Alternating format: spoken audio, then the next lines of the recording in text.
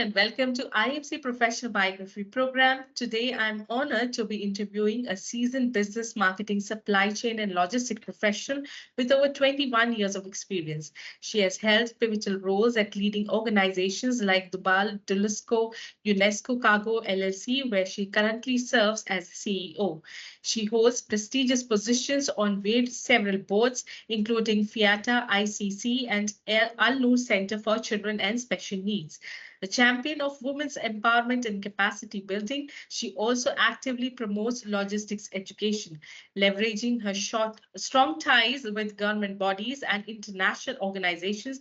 She is committed to facilitating trade and attracting investments and fostering sustainable practices in the UAE and worldwide. Ladies and gentlemen, please welcome Nadia Abdul Aziz. Welcome to the program, ma'am. Thank you. Thank you so much for having me here. I'm honored.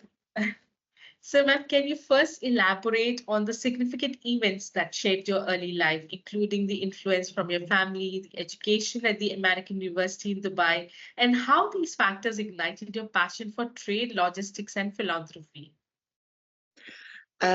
Starting from my childhood, I would say one of the significant things that impacted me into my personality, and I think also understanding different cultures was my father making it a point that we tend to travel a lot as kids, different countries, Europe, India, Far East, the US. So from a young age, I was exposed to travel. I was exposed to different cultures, understanding different cultures, different religions, mixing with a diverse community from a young age.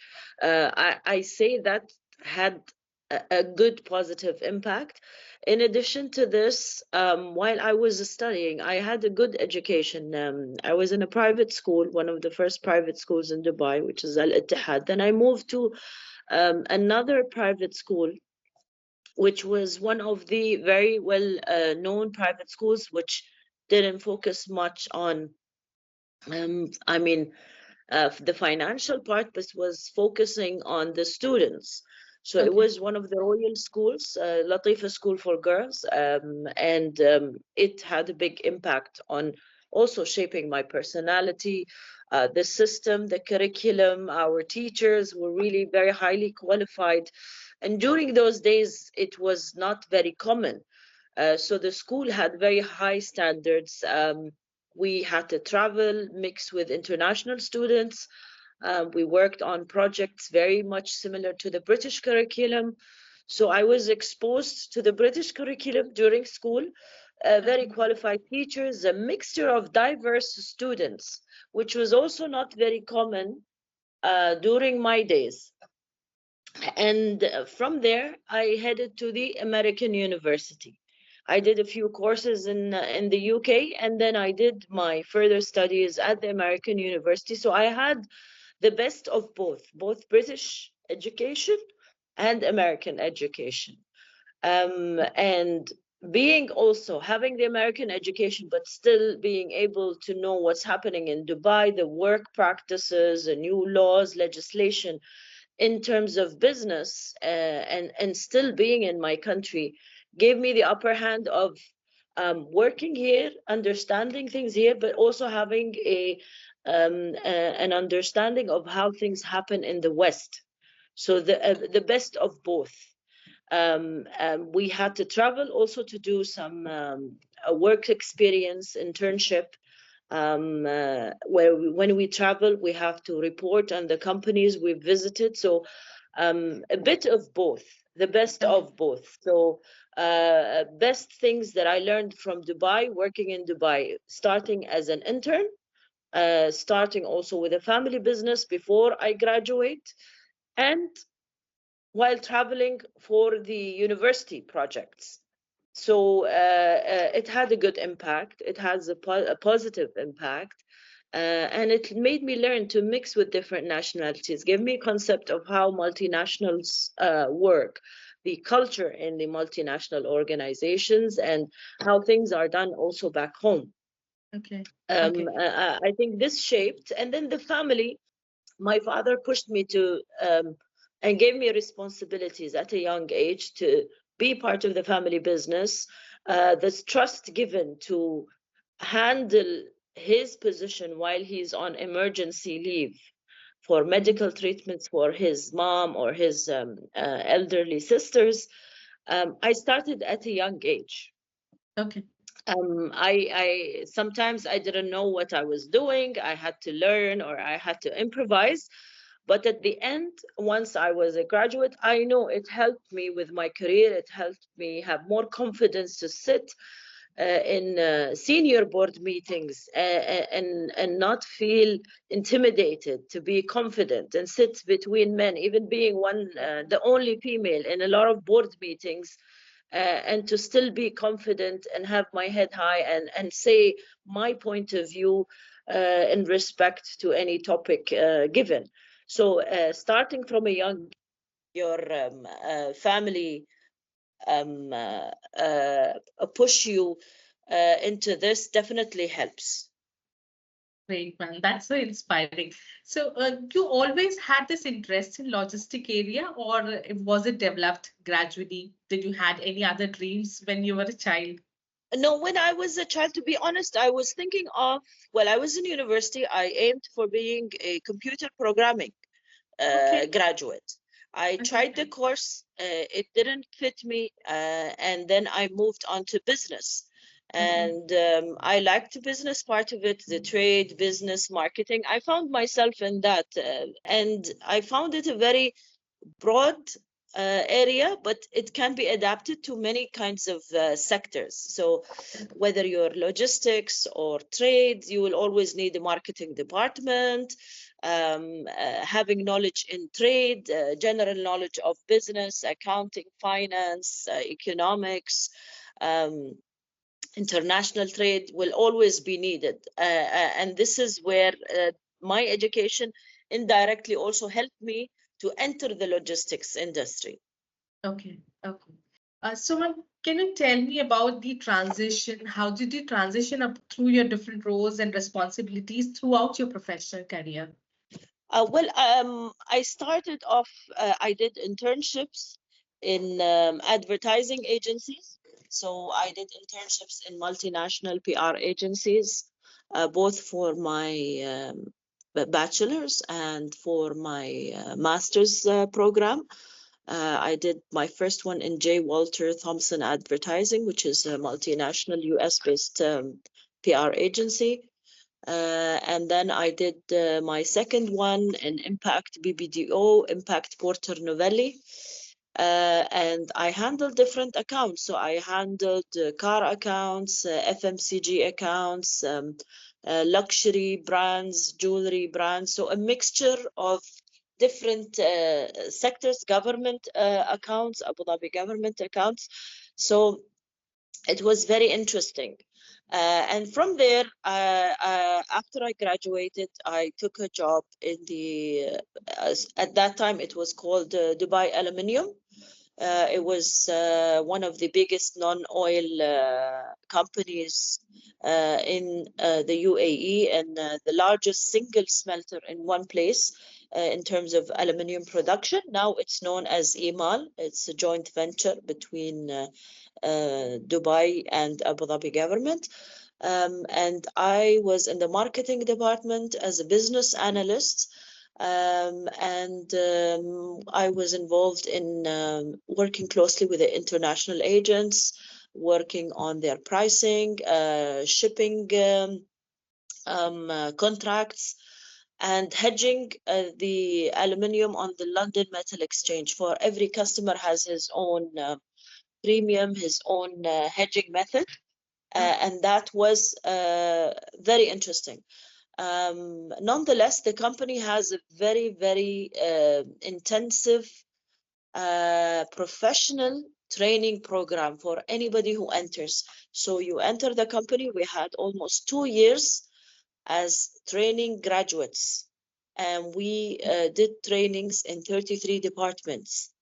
Every department, we sit for 1 week, we study, we learn everything about the department, we put information that we learned in a report, we put it in PowerPoint form presentation, and we have to present it to our respective managers. So I went from finance, supply chain, marketing, human resources, training, even into the smelter. 1,000 plus, almost just below 2,000 degrees. We had to wear our overall uniforms and go and see how things are done hands-on. This was amazing. This was amazing. And I still, you know, whatever I learned is still being utilized in my professional life, even at this time. We learned how to audit, we learned how to work on procedures. So it was a lot of information, a lot of training, and it all helps you during your career. And I am very grateful that I had that chance to actually join a very professional company right from the start. That is true. That is true, ma'am. So, ma'am, what inspired you to take on leadership role within the logistics associations and advocate for the empowerment and professional development of women in the transport and logistics sector? I first started working. After working, I encountered some problems. Let's say when I moved from the aluminium company, I joined the freight forwarding industry. I faced difficulties with some of the staff who left or tried to damage the business. And I was trying to advocate and be heard. And the only way to be heard was through an association, which our company was also a part of. So I first joined, and someone told me, come and you can nominate yourself and join the board. I attended their annual meeting, and I nominated myself. And they told me you have to stand up and speak a little bit about yourself, and I did. And the General Assembly, I got nominated as a board member, and that was a learning experience. So I joined. Once I became a board member, I told them about the industry issues, about some of the people that are not working as per the ethics or the legal system and are damaging people's businesses, and how we can, you know, as business owners, how we can be heard. That's how I started. I started with that interest initially, and then from there, I took on roles. I started learning. I was asked to become and apply for Secretary General position because the board was happy with my work.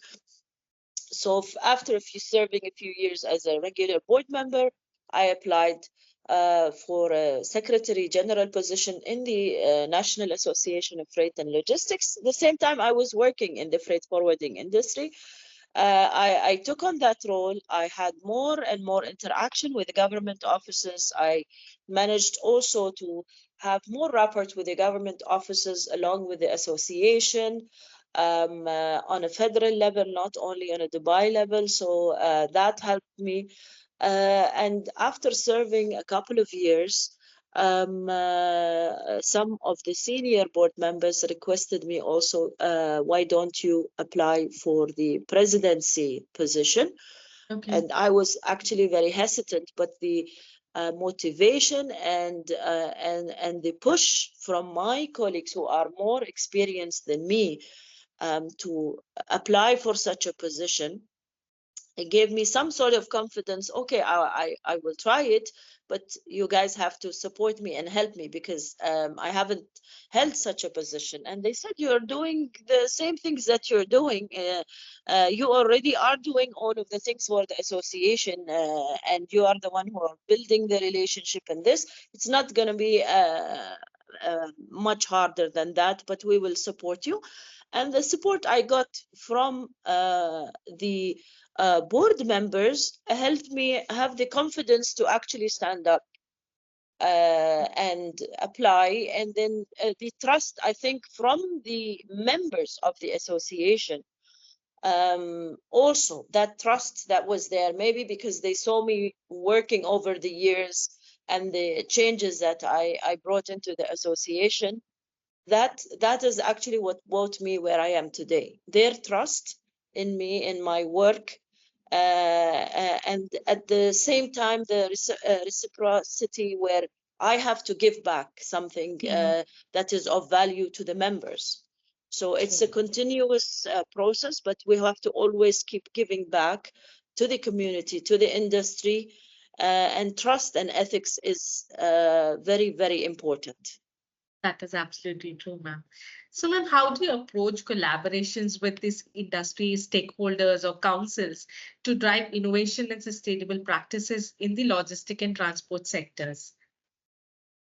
The way it works, after working for so many years, people know you, you have established your reputation, experience, projects being executed. Perhaps sometimes they hear about media coverage about what the association is doing, what your role is. You will get approached, or if I see something interesting happening and synergy between us and a government entity or semi-government entity where I see we can improve things for our members and the industry, I would approach them. I would present what we stand for and that we are not a money-minded organization. We are non-profit, but we think of the industry, of the members, of the stakeholders, and we work collaboratively with all government stakeholders to also promote the UAE as a logistic hub. I take it from there. If I am approached, of course, definitely, we look at what's being at stake, we examine it, we study it, we take it through our legal advisor. And if it's a win-win situation, we definitely go ahead and take the initiative and have positive talks and take it forward. And after that, we look at the interest of the organization that wants to work with us, our members' best interests, being in line with the global FIATA objectives. And we build a framework, KPIs, and what we need to deliver within that MOU so that we can both benefit. And over the years, to be honest, I found it very, very useful because it opened doors, it opens more open, transparent communication between us and the government entities, especially when it comes to some industry issues that might arise during certain situations. It gives us and our members an open door where we don't feel intimidated. We can go and approach the government entity and openly speak about any opportunities or challenges, and we can collaboratively work together with one mindset that, yes, we're serving the industry. We're not serving ourselves. We're not serving only a specific office, but we're serving the country. We're serving the entire industry and protecting the investors into the UAE. Great, ma'am. So, ma'am, have you ever faced any obstacles when establishing these strategic partnerships, and how do you mitigate those obstacles? Obstacles, yes, definitely. Being a woman initially in this industry when I first started, and also being a conservative woman or having the veil when I travel, people wouldn't know what I stand for, or does she know what she's doing, or is it she's just a woman, she doesn't know anything about the industry. Initially, I used to feel, yes, intimidated. I used to feel, okay, people don't know me. I have to prove myself. I have to work maybe sometimes twice as hard as a guy to prove that, yes, I can deliver. If you need something, if you give me a task, I will deliver it. But you need to trust me. But it doesn't come in a day or two. Even the people who supported me, it came over time, gradually, after they saw that, yes, I'm serious, I'm committed. If I say I'm going to work on something, I will do it and I will deliver. If there are obstacles, I will report it to them. So I faced, first of all, that gender barrier, and then being an Arabic woman in a Western environment, sometimes when I travel for international meetings, initially, yes. And then, as I said, after a while, once they know you, the people get to know you, they know you're working, you're educated, you're willing to learn, you're willing to serve the industry.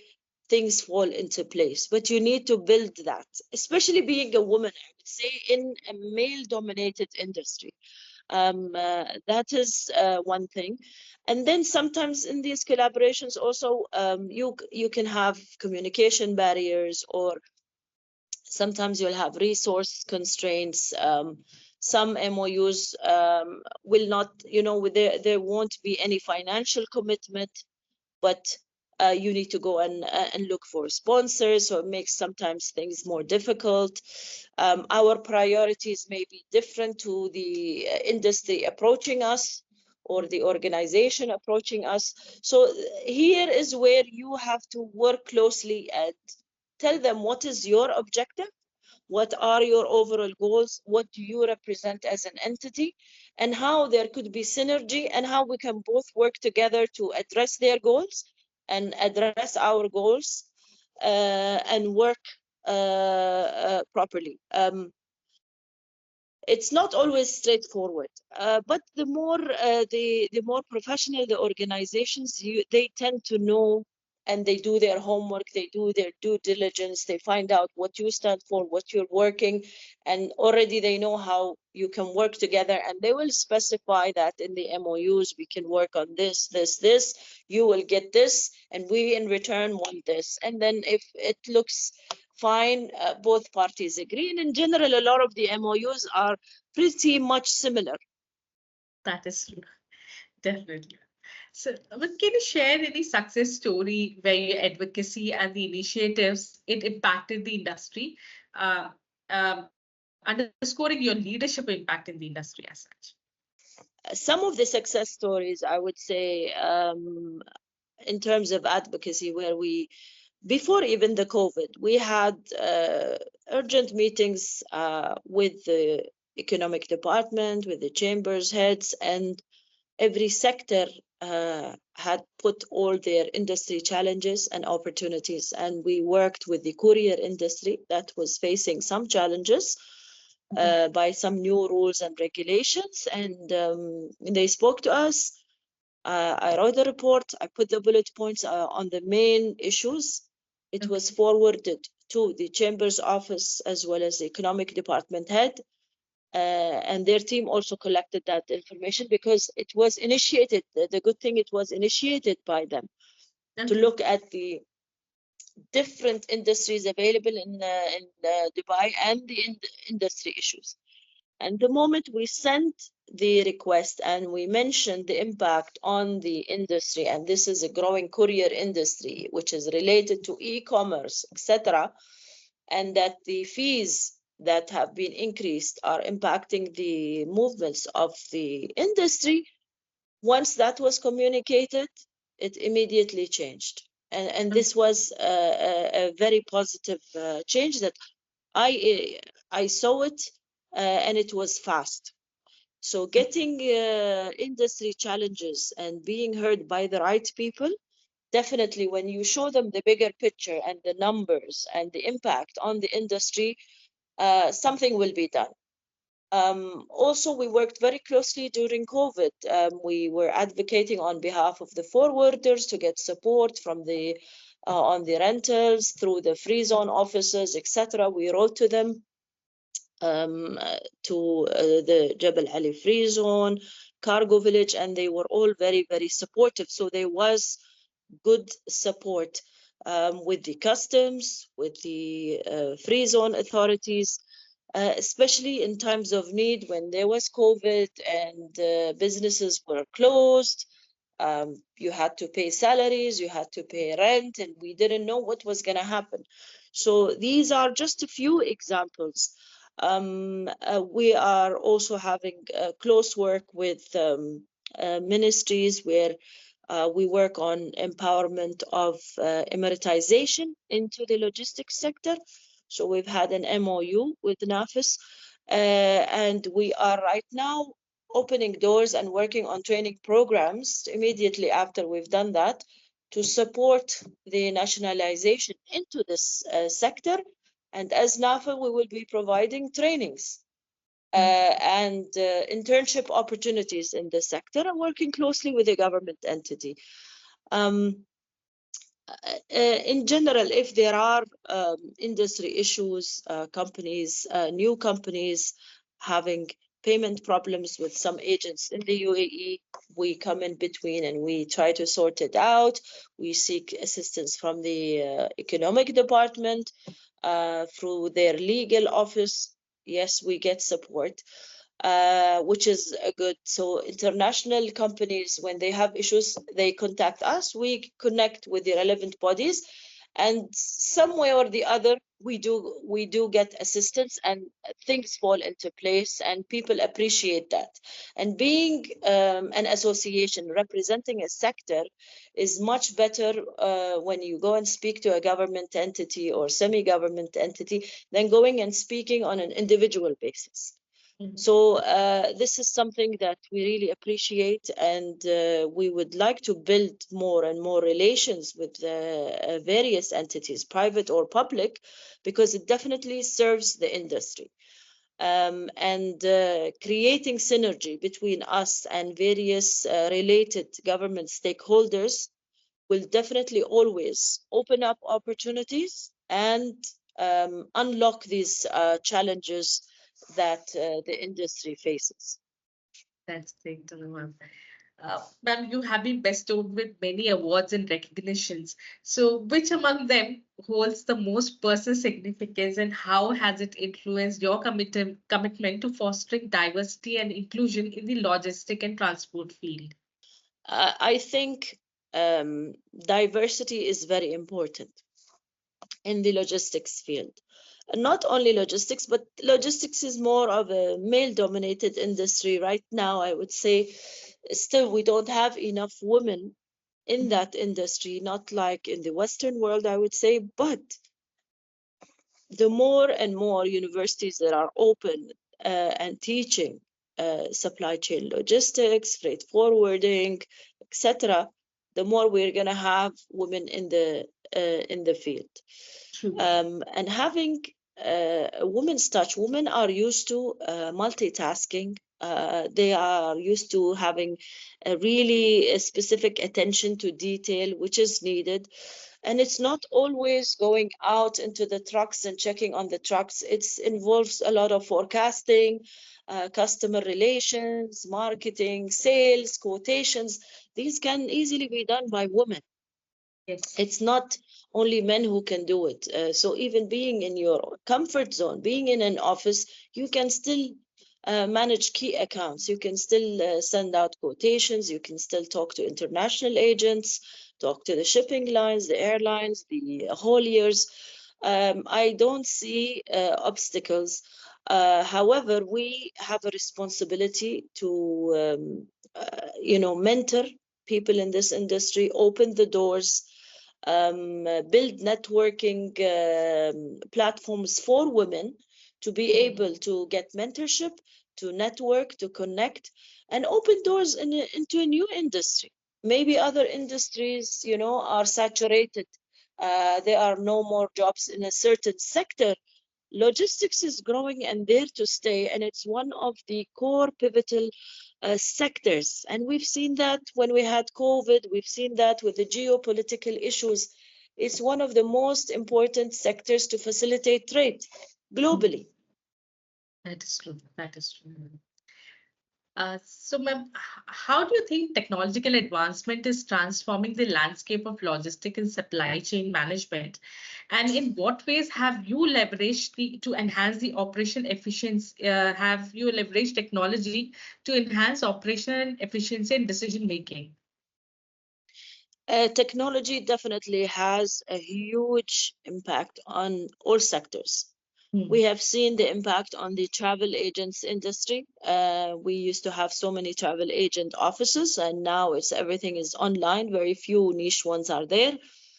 But the technology part is very important. We, as logisticians, freight forwarding companies, especially the SMEs, which have a tough time with financing, they will need to come up with creative technological applications to maintain their customers, to give them better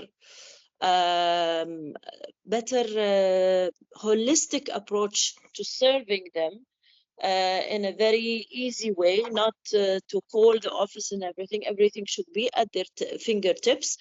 The good thing about technology right now, it is affordable. In the past, whoever uses technology will be mainly the multinationals. Now we have abundant number of tech companies that are serving the logistics sector and using the cloud-based technology. You don't have to heavily invest. You pay by user, you can offer these services to your clients, and you don't have to invest heavily into huge, software programs.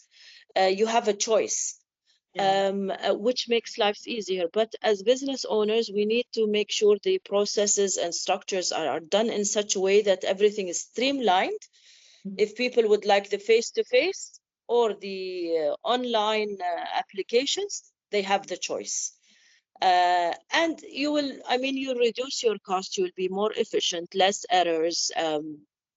You will reach people at a faster pace. Your website, web portal application will be working 24/7, where you don't have to employ staff 24/7.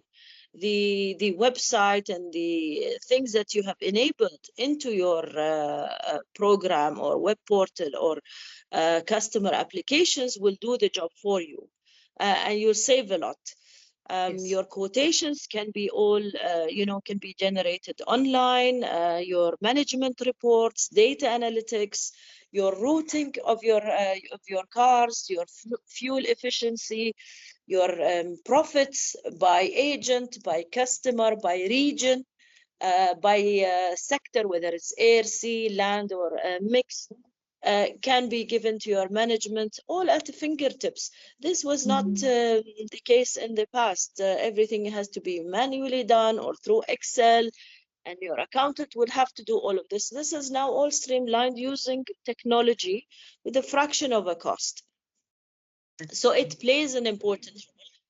Streamlining, the government is moving very fast in the UAE to focus more on digitalization, AI, efficiency, innovation. The private sector has to follow.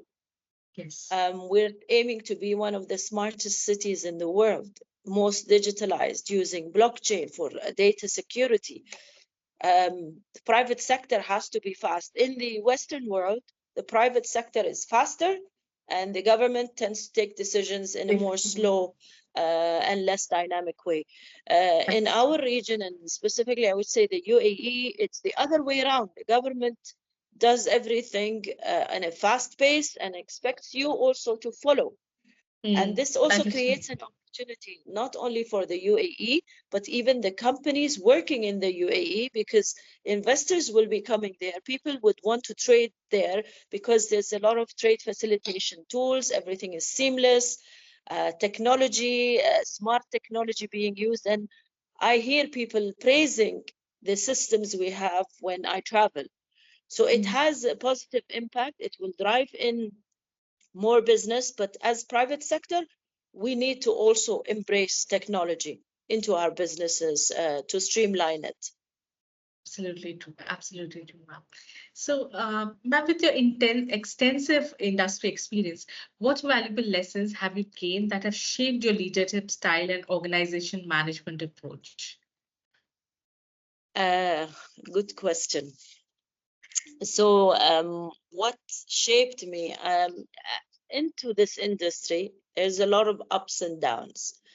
Being a female, maybe being a privilege, being an Emirati female,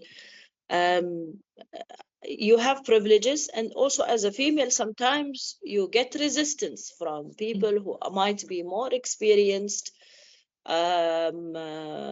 or some people get intimidated if they see you acting and delivering and this. So I learned that yes, things will go.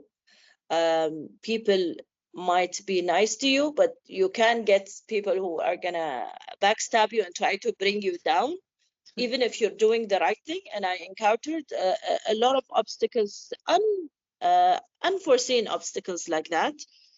But the good thing is that when you do things the right way, the ethical way, even if people try to bring you down, maybe say something that is not true, that you have done this in the wrong manner, blah, blah. But you eventually, you have all your things in place, all your documentation, the way you do your work. You have the evidence that I've done things as per the organization rules and regulations. You're on the safe side. And always doing the right thing, even if you face resistance, it always pays off in the long term. True. Sometimes, you know, people will think, oh no, nobody is going to listen. No, it's fine. Do the right thing. Do the right thing for your industry, for your members, for your business. And in the long term, you will earn your reputation. People trust you. You are transparent. And trust is not only in your country. I noticed even outside, people know how you work. People know your reputation. People know that you are thinking of the best interest of the members versus your own business. Sometimes people do things for their personal business. And when you take a role like this, you have to give it 100% of your time. You have to think of the best interest of the members and not use your position to misuse that position for your personal growth. You prioritize, basically. This is very important. And building that trust, people will hear about you. Other governments will hear about you, what you've done here, referrals, and you build on that. And I think this is one of the most important things. I learned to respect and acknowledge all nationalities, all religions, all ethnic backgrounds, and being open and respecting people also gives you respect back. But people also appreciate the fact that you respect, you understand people's cultures, you have knowledge about how they do things in their country, and that also brings in more synergy, bilateral trade, bilateral relations, and builds long-term relations based on trust and respect.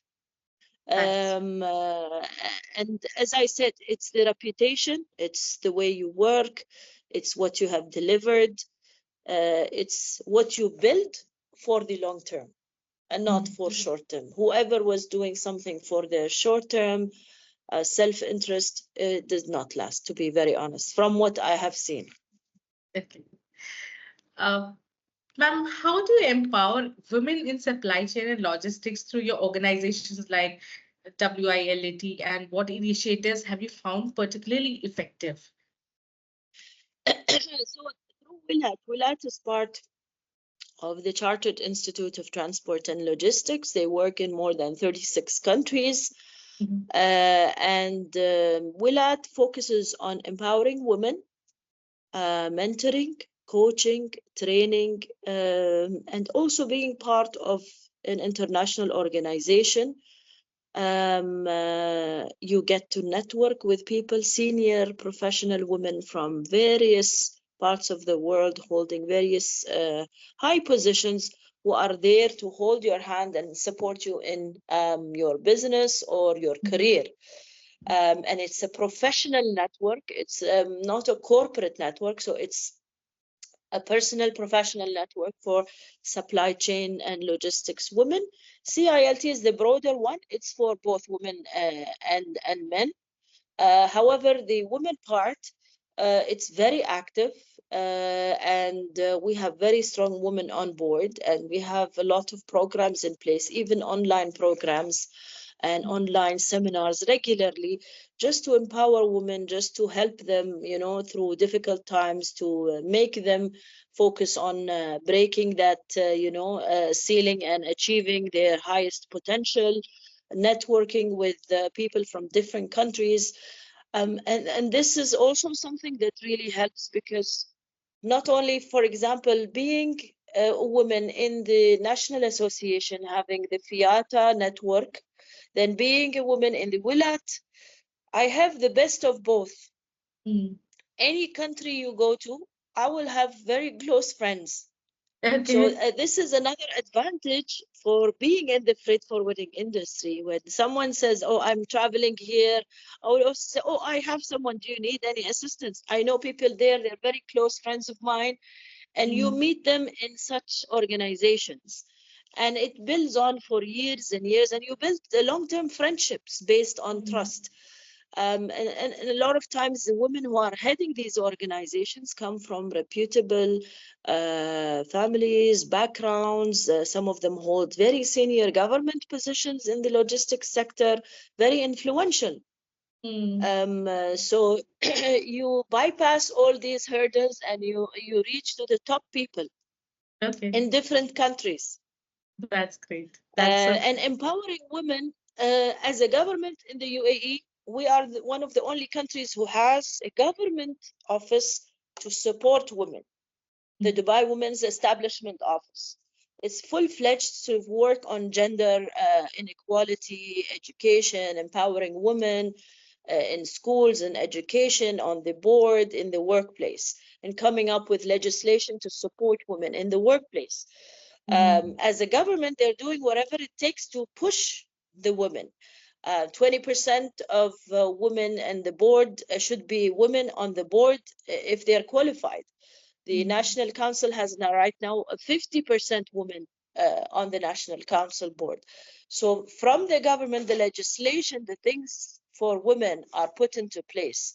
Now, as the private sector, we need to work more to have women in the male-dominated sectors.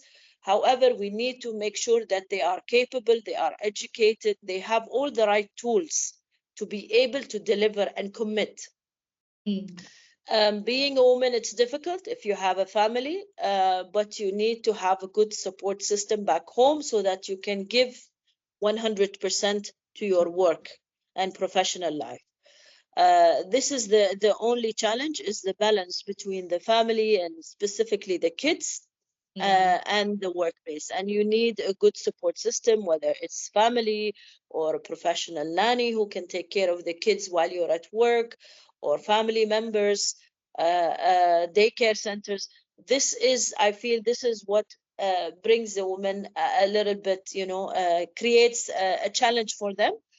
But nonetheless, if it's done properly and managed properly, women have really amazing opportunities, I would say, in the UAE.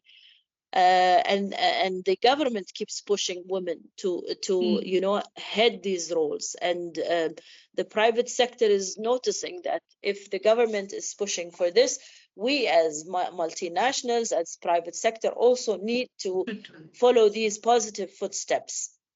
And they do bring in diversity, efficiency, better work environment when you have a mix, a good balance. That is true. So when talking about balance, how do you maintain your work-life balance in such busy schedules? I could tell you the truth. I maintain that by, as I mentioned to you, I have a good support system back home. So my mom, I have a good caretaker at home. Understanding family that knows sometimes it's difficult. I travel a lot, so I have to tell them I'm traveling for my work and I need to go, and I need somebody to manage this for me while I'm away. And sometimes also, I have parents. My parents are a bit old. I need, my brother or my sister, someone to be there when I'm on a business trip. So that is sometimes difficult, but managing it well is the challenge. But if it can be done, it makes things smooth. Even for me, the support system back home, and through my brothers, sisters, caretaker, who, when I travel, I know I can depend on them to deliver what I need. I check on them, the communication, and thanks God for the online platforms that we can use. You can see them, you can talk to them, you can check on your office and your clients through the technology. But a good, strong support system helps. That's what helped me. Otherwise, I would not be where I am right now, to be very honest. That's true, ma'am.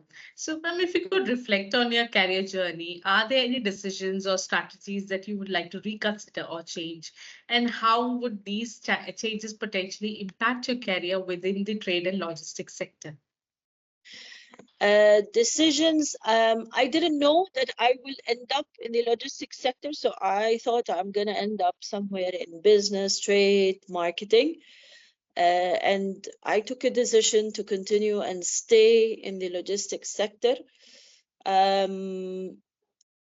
If I had to go back, I would take a full-fledged course before entering the sector on logistics supply chain, because it would have made my journey so much easier. I would have, the things that I would have done in 10 years' time, I would have done in 2 months, 3 months, and it would have been a piece of cake.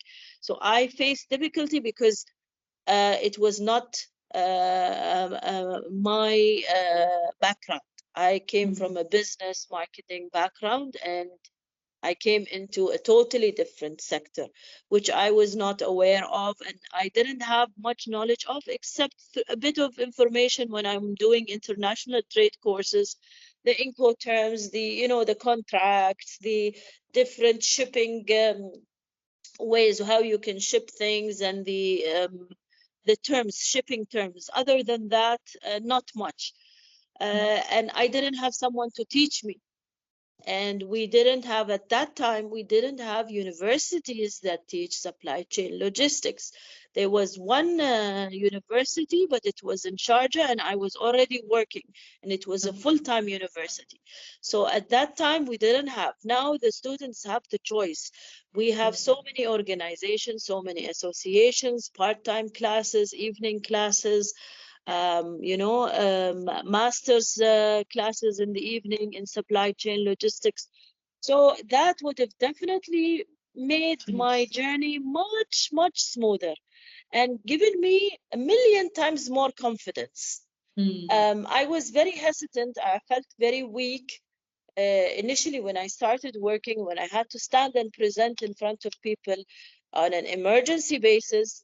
But I had no clue what I was speaking about, but I had to show them that I'm confident. Had I done that course or had I studied this industry, I would never be worried or hesitant. I would have been very confident from day one. That is true.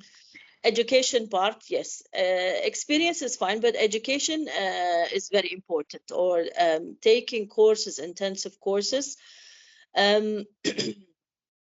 Had I been before, I don't think I would have changed much, because everything is in your destiny. So whatever I incurred during this journey shaped my personality, whether I like it or not. And I'm glad, because I used to be very shy, very quiet. And because of my life journey, what I went through work, personal life, it really helped shaped my personality to what I am today. And it's given me confidence, it's given me experience. I can easily talk to people and advise them on things, whether it is work related or something personal, based on my experience, extensive experience in a lot of situations and ups and downs. And the downs are the things that will teach you. And the worst things that happen to you are the best things that can happen to you for your future, but you will not see it initially. You're gonna think, oh, why did this happen? But there is a better plan for you in the future, and this happened because it's gonna make you 10 times stronger in the future. It's gonna open another door for you in this industry, in this way of life. And we need to actually think that way. We need to be positive. Even if something negative happens, if you fail, don't think of it as a failure, just think of it as a learning experience, and move on. I think this is the most important thing that I learned, and I wouldn't change. I would have probably enhanced certain things or studied certain things, done things differently, maybe in a better way, in a shorter period of time. That's what I think. If I changed something, it would have been my educational background. I would have added more courses, studied, if I had that chance. And at that time, when I joined the industry, there wasn't much choice. Fair enough. Fair enough. Ma'am, coming to our last question, for the aspiring professionals entering in the realm of trade, logistics, and transport, what fundamental advice or insight would you share based on your wealth of experience? To women in the industry? Yes. Advice to women, first of all, I would say they should be very strong in their background and their educational part, work on building experience, work on themselves as much as they can. They need to prove themselves in any industry, whether logistics or not logistics, but they need to work on themselves continuously. They need to be also very agile. They need to be acquainted with the latest technology. If they're entering the logistics industry, they need to be more acquainted with the latest technology in the industry, information about different markets, build a strong network with stakeholders in the industry. So if you're into the logistics, a lot of our work is related to customs. Have strong customs relations, have strong port, airline, shipping line contacts, international exposure, join international networks. International freight networks can give you more exposure as a business. Also, in terms of professional, you will meet a lot of freight forwarding agents from across the globe. Different networks offer different value-added services to businesses as well as professionals. So some networks might generate you more business into perishable goods, project cargo, exhibition cargo. Try to join networks. Traveling, knowing the top agents in these countries, rules, regulations, being acquainted with trade facilitation tools, trade facilitation programs, for example, authorized economic operator, ATA carnet, TIR carnet, all of these that enhance and facilitate trade. If you know all of this, you know your Incoterms, you have a background a bit also of legal liability of a freight forwarder, contracts, sales, etc. Rounded knowledge will help. It will give you an upper hand. And if you're specialized in a specific sector or industry, it also helps, and there is more demand for specialized people from the industry. So if you're a specialized DGR, cargo handler, and you've studied that, you have a niche background, you will have more people asking for qualified professionals like you. And you need to be committed. You need to be committed. You can't give always excuses, my house, my kids. You need to organize all of this before entering the professional workforce. You need to know that people are depending. Of course, things happen sometimes, uncontrollable, but in general, you need to streamline things at home so that you can really give your 100% work efforts in the workplace and gain respect because you are committed. So a lot of women, if you see, who have taken higher positions, very professional, very committed, very well educated. And if you continue to educate yourself, work on yourself, gain experience, travel, read, be updated with general knowledge, not just also your industry, but in general, it will definitely help and give you an upper hand when people are employing, when people are thinking of promoting. If they can depend on you and you always add value to the industry, you will be amongst the people who will be eligible for the promotion. But you need to maintain it. So thank you so much, ma'am, for that piece of advice. I'm sure all the women who are encouraged or who are looking into joining the logistics sector will be inspired by your words. And thank you so much for taking your time Thank you. to do this interview. It was lovely speaking to you. Got very inspired. Thank you. Thank you so much. Thank you, Mahir. I'm honored. Okay. Thank you. Thank you so much. Thanks. Bye.